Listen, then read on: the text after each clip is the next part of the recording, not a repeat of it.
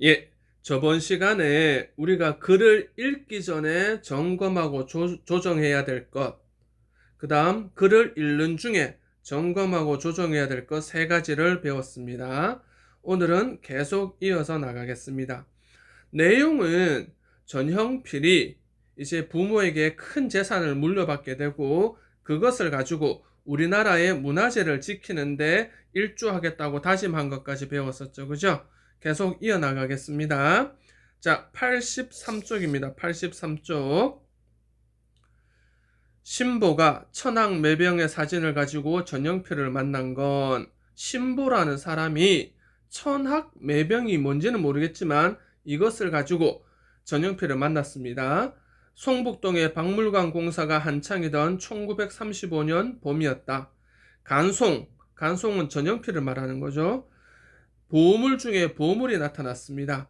신보는 사진을 전형필에게 건넸다. 흑백 사진이었지만 매병의 완만한 곡선과 구름 사이로 날아가는 수십 마리의 학의 모습은 또렷했다. 그렇게 아름다운 옥색은 처음 봤습니다. 마에다상은 수천 마리의 학이 구름을 헤치고 하늘로 날아가는 것 같다면서 천학매병이라고 이름을 붙였더군요. 제가 본 고려 청자 가운데 가장 훌륭합니다. 아, 천학매병이 고려 청자인 모양이네요. 총독부에서 10,000원을 주겠다고 한 청자가 바로 이것입니다. 전형필도 소문을 들었던 것이다. 그렇습니다. 이것입니까? 전형필도 소문을 들었던 것이다. 그렇습니다. 마에다상이 비록 일본인이라고 해도 총독부의 제안을 거절하기가 쉽지 않았을 텐데 평생 처음이자 마지막으로 잡은 명품으로 생각하고 계속 사진을 뿌리는 겁니다. 그렇다면 곧 일본 골통품계에도 이 사진이 퍼지겠군요. 마에다 상의 장인인 아마이케 상도 사진을 여러 장 가져갔다고 하니 생각이 있으시다면 서둘러야 합니다. 호가가 얼마입니까? 마에다 상은 2만 원을 부르고 있지만 이제까지 없던 가격이니 어느 정도 흥정이 가능할 것도 같습니다. 전영필은 다시 한번 사진을 보았다. 사진만으로도 명품임에 틀림없었다. 알겠습니다, 신보 선생. 내일이라도 볼 수 있게 주선을 해주시오. 전영필의 목소리는 조용했지만 단호했다. 자, 얘들아, 여기까지 읽었을 때 좀 궁금하지 않니? 천학매병이 뭔지 뭔가 찾아보고 싶지 않아? 그래서 네 번째는 이거죠. 보물 중에 보물이란 전학매병은 무엇일까? 자, 여기 별표 하나 하시고 인터넷 검색을 통해서 천학매병의 아름다움과 가치에 대해서 알게 됐어. 그래서 인터넷을 직접 찾아본 거지. 읽다가 너무 궁금해서 천학매병을 찾아보니까 이렇게 생긴 건 이거 우리 역사책에 많이 봤던 거 아니니, 그죠? 자, 그래서 글을 읽는 중에 점검해야 될 건 네 번째. 한번 적어 봅시다. 참고 자료를 찾아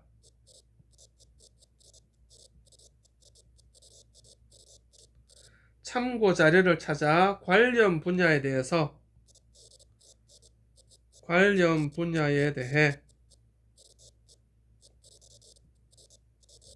자세히 알아보기.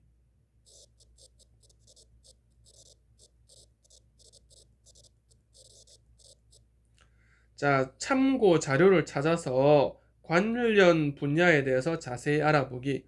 우리가 글을 읽다가 궁금한 점이 있어. 그러면 우리가 뭐 폰도 바로 옆에 있고 컴퓨터도 바로 옆에 있으니까 그때그때 바로 찾아보면 금방 이해하기가 더 좋겠죠. 그죠? 자, 이렇게 해야 된다는 겁니다. 자, 그 다음 넘어갑니다. 84쪽 넘어가겠습니다. 자, 84쪽 보세요. 구름 사이로 학이 날아올랐다. 한 마리가 아니라 10마리, 20마리, 100마리 구름을 뚫고 옥빛 하늘을 향해 힘차게 날개짓을 한다. 불교의 나라 고려가 꿈꾸던 하늘은 이렇게도 총초한 옥색이었단 말인가. 이 색이 그토록 그리워하던 영원의 색이고 무아의 색이란 말인가. 무아가 뭐지? 밑에 있죠. 자기의 존재를 잊는다는 거네요. 그죠? 자기의 존재를 잊은 만큼 황홀한 색깔이란 거죠. 무아의 색이란 말인가? 새 속의 번뇌와 망상이 모두 사라진 서방 종토란 이렇게도 평화로운 곳인가? 번뇌? 여기 있죠. 번뇌. 마음이나 몸을 괴롭히는 노여움이나 욕망 따위. 서방 종토는 뭐야? 서방 종토. 서방의 극락, 서쪽으로 10만억의 국토를 지나며 있는 아미타불의 세계. 우리가 바라는 그런 세상이라는 거죠. 이상향. 전영필은 구름과 학으로 가득 찬 청자를 붙잡고 한 바퀴 빙그르 돌려보았다. 그리고는 고개를 끄덕이며 신보를 바라보았다. 흥정을 시작해보라는 표시였다. 마에다상, 가격을 말씀해 보시지요. 신보가 자세를 바로잡으며 흥정할 태세를 갖추었다. 신보상, 이미 말씀드렸듯이 2만원이요. 2만원이면 기와집 20채 값인데 이제까지 2만원에 거래된 청자 매병은 없습니다. 그건 마에다상도 잘 아시지 않습니까? 총독부에서 제시했던 만원에 5천원을 더 드리겠습니다. 이 정도 가격이면 지금까지 거래된 청자 매병 중에서 최고가입니다. 신보상, 이만한 명품이 또 나올 거라고 생각하시오? 이 매병은 평생에 한 번도 만나기 힘든 명품 중의 명품이요. 마에다는 빙그레 웃으며 신보를 바라보았다. 어쩌면 그 웃음은 조선인에게 이만한 값을 치를 배짱이 있느냐는 비웃음인지도 몰랐다. 자, 여기 읽다 보니까 얘들아 이런 의문이 들지 않니? 천황 매병의 값은 2만원이라고 했는데 도대체 2만원이 현재 가치로 얼마일까? 그래서 생각을 해보는 거지. 우리 앞부분에서 본 적 있죠? 우리 79쪽에 가보면 당시 2만원은 현재의 가치로 얼마 정도 된다? 현재의 가치로 얼마 정도 되겠니? 찾아보세요. 자, 79쪽에 가서 더 돌아서 보면 2만원은 지금의 한 60억 정도 되겠네. 60억. 그죠? 그래서 이렇게 2만원이 얼마지? 궁금증이 생기면 맞아. 앞부분에 돈에 관한 이야기가 있었지 하면서 찾아보면 대충 얼마인지 알 수 있죠. 그래서 여기도 한번 적어볼까요? 이해가 되지 않는 부분은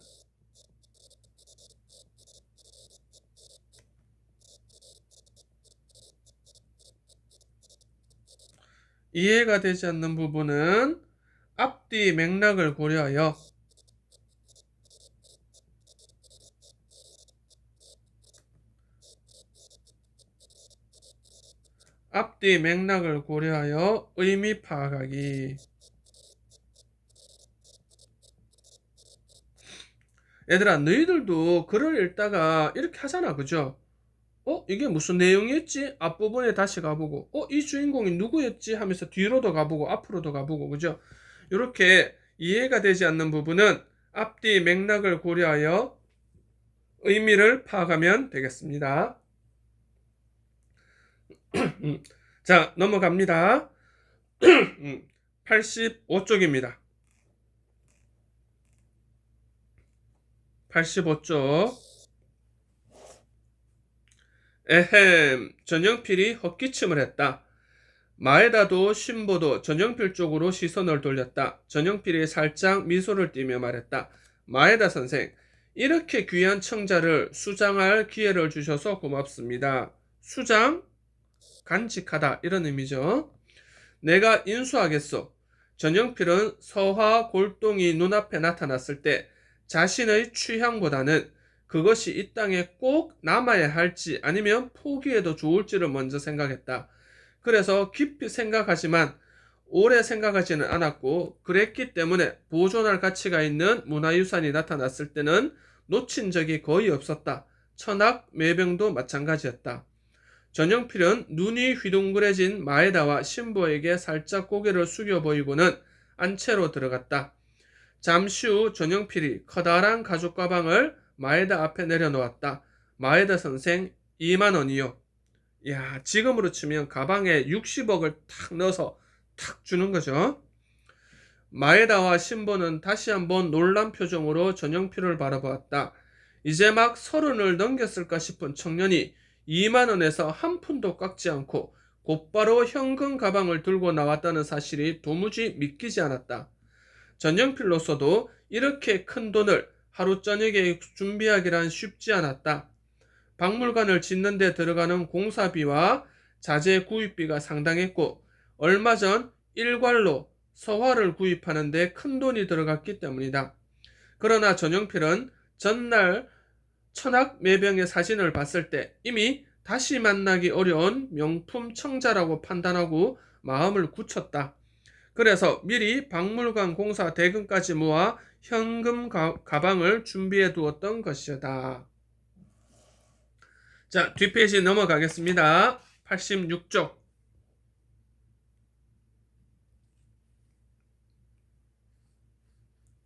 자, 86쪽입니다.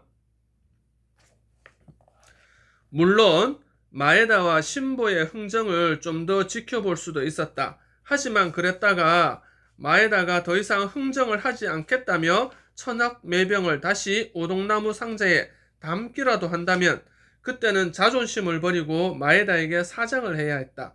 잘못했다가는 천학매병을 포기해야만 할 수도 있었다.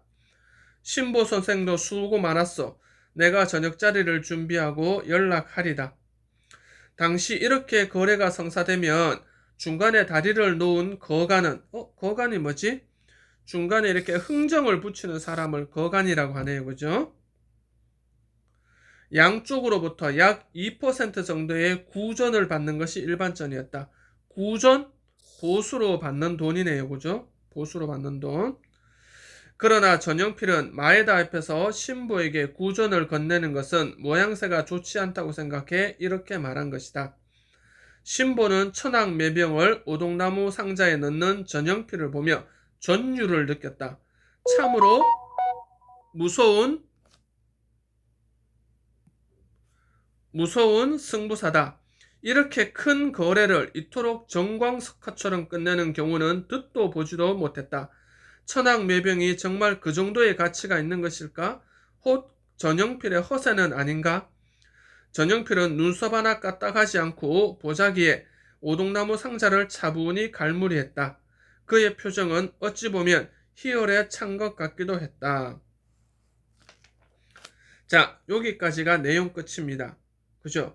그러면 이제 마지막 6번 한번 봅시다. 전영필에게서 본받을 점은 무엇일까? 자, 이 친구가 이 글을 읽을 때 전영필의 생애를 알고 싶어 했고 전영필에게서 본받을 점이 무엇인지를 알고 싶어 했죠. 그죠? 그래서 보면 전영필이 천학매병을 구입한 일화에는 그의 단호한 성품을 알 수 있는 거죠. 전영필이 매우 단호한 성품이고 또 우리 문화유산을 지키려는 의지가 잘 드러나네. 이것을 본받아야겠다라고 말하죠. 자, 그래서 전영필에게서 본받을 점을 두 가지 이야기했네요. 1번 단호한 성품, 두 번째 우리 문화유산을 지키려는 의지. 그죠? 자, 그래서 이 친구가 글을 읽는 목적을 요거 적어봅시다. 그죠? 글을 읽는 목적을 확인하며 읽기. 글을 읽는 목적을 확인하며 읽기에 해당하는 거겠죠. 그죠? 글을 읽는 목적을 확인하며 읽기. 자, 이렇게 해서 여기 보시면 글을 읽기 전, 글을 읽는 중에 우리가 점검하고 다시 조정해야 되는 점에 대해서 알아보았습니다.